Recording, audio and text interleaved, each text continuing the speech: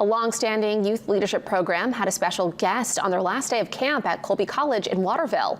The 2024 American Legion Family Dirigo State Program brings students together to learn more in local and state government. Today, Governor Mills spoke in front of the camp for high school juniors. After her speech, the campers were excited for a Q&A opportunity with the governor. Campers started last Sunday and had to say goodbye after graduation this afternoon.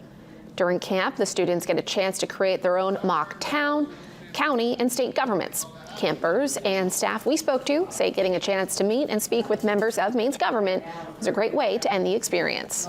It's phenomenal to have our guest speakers. The governor just one of many of the accolades that the state provides to this program. We get congressional delegation, other state house level and local level people to come talk, to be those subject matter experts and really tell the students their story. It's been an amazing experience connecting with people, building stronger relationships, which are definitely gonna last very long outside of Dirigo as well.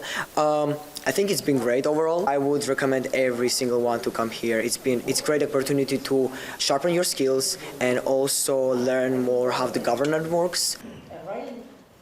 With graduation occurring this evening, 4 of the camp's best students will be heading to D.C. for the national camp. More information about the camp and the American Legion can be found on our website.